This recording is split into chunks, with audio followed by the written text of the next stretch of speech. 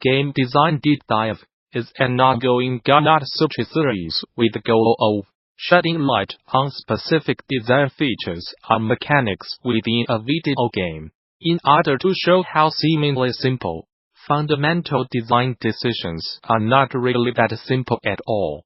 Check out earlier installments in the heredity system of hero generations, traffic systems of cities, skylines, any plant growing mechanics of grow home. Also, dig into river growing deep. Dive analyze HIVAFORDEVALOPA-minded features on everything from Amnesia sanity meter totaling, isolation save system.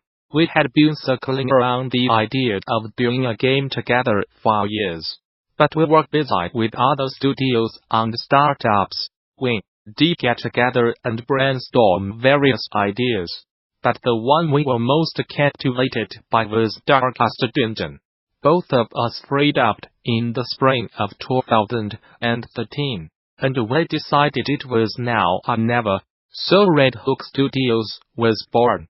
We were excited by the chance to work on a game that had no external compromises, something purely made by us, for us, the way we wanted it to be. We were willing to bet that if we did that, there would be a decently sized niche audience that would also like it and thereby support the business. Over the course of the game's development, we built up a team of experienced collaborators to help make the game a reality. Right now we have 6 full-time people working on the game. Plus our sound, power up audio, music, Stuart Chatwood, and narration, June, contractors. Both of us have enjoyed the small-scale production. We are limited resources breed creativity and fast hard decisions. The ability and skill to fight is only half of the equation. What if a hero was unwilling to fight? Darkest Dungeon is about the psychological toll of adventuring. The centerpiece of this is the affliction system. As heroes adventure, their stress levels build. This is presented in-game as a stress meter on each hero. When the stress meter reaches 100, heroes face an affliction check. If they fail the check, which is common, they manifest a temporary condition of reduced effectiveness and affliction. Afflictions are different ways that people respond to stress. Heroes can become selfish, abusive, hopeless, paranoid, afraid, masochistic, or just plain irrational. The different afflictions cause a wide variety of different game behaviors. For example, a selfish hero may take treasure for themselves, a hopeless hero may give up fighting, and the paranoid hero may become convinced that the other party members are enemies. Sometimes, a hero will pass the affliction check. This puts them in an incredibly useful heroic state, where they may inspire the other team members or fight at increased effectiveness. To reduce stress, you need to give heroes time off between missions, and let them unwind, in the ways that people do: drinking, gambling, meditation, prayer, and more. However, there are limited slots in dawn for each activity, and each hero has their own personal preferences on what they like. This becomes a bit of a board game in terms of trying to make the most of a array between quests. The affliction system puts the player squarely in the role of a team manager, squad leader, or hockey coach. To be successful, you need to consider the human factors on the way to accomplishing your goals. Push heroes to their limit, and they will break mentally. We are big fans of RPGs, ranging from classic old games, like the Bard's Tale series, Eye of the Beholder, Ultima Underworld, etc., on up to Diablo, Dark Souls, and contemporary MMOs. However, many RPGs lose sight of the human element. Situations are presented as purely a player's choice whether to face down a terrifying monster with only 1 HP left. We started asking, how would the hero feel? In addition, we wanted to make something that stood in stark contrast to the loot pinata, style of RPG. To be fair, some of those are done incredibly well, and we have clicked on the right tribute to the best of them. But they rely on a huge amount of procedural loot generation, and the game becomes all about finding the next larger sword. Taken together, those considerations led us to focus almost exclusively on the sword arm, not the sword. More specifically, the ability to fight is only half the equation. What about the willingness to fight? Although we are obviously influenced by Lovecraft in terms of tone, we never really thought of things in the strict insanity filter that many Call of Cthulhu games adopt. In fact, the inspiration for the Affliction system itself was not Lovecraft, but rather the role of human factors in history and fiction. Wargames have often incorporated human factors, morale, and many movies have illustrated them to great effect. Aliens, the thing.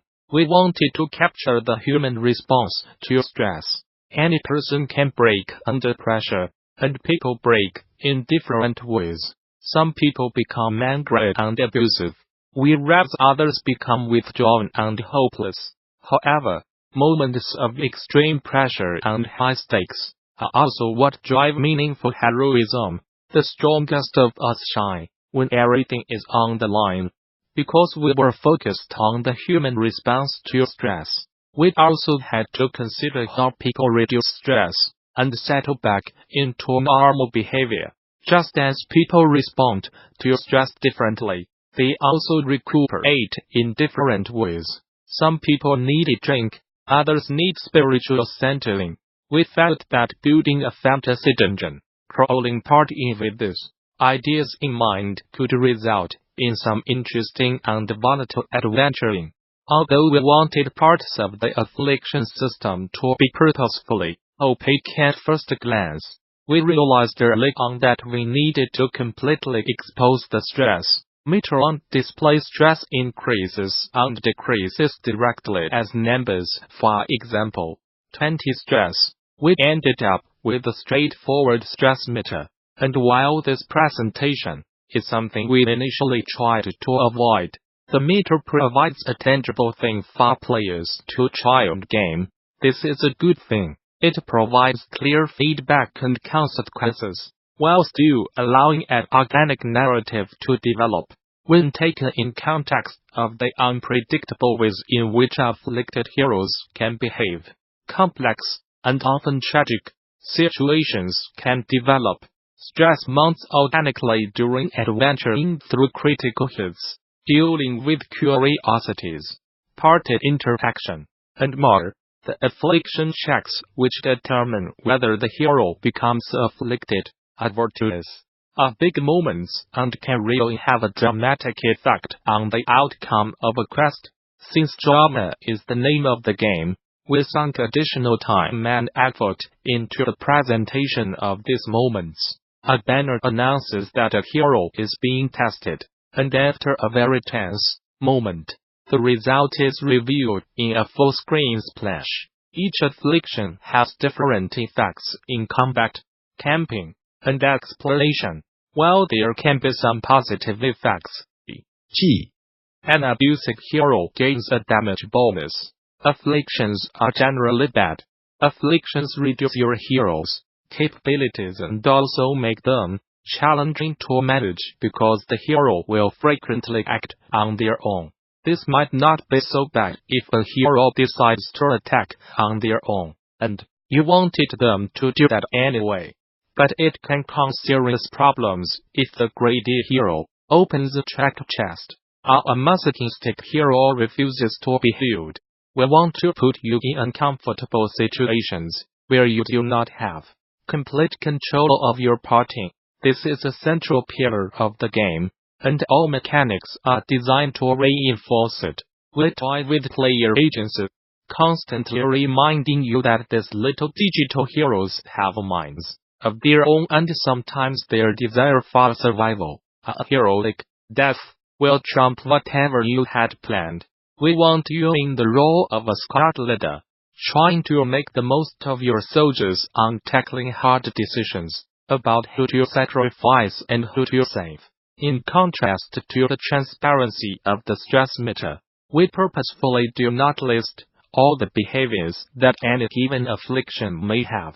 We want you to have to observe and react to your hero as it happens. Of course, you can build up awareness over time by playing the game. In this way, your time and veteranship are rewarded. The behaviors themselves were designed, as much as possible, by holistic consideration of the afflicted states.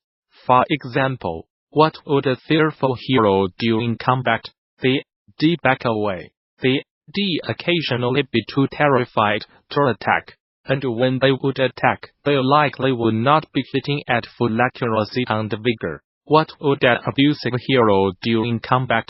The D bark at any failings of their allies. The E hit enemies with an uncontrollable rage, and so on.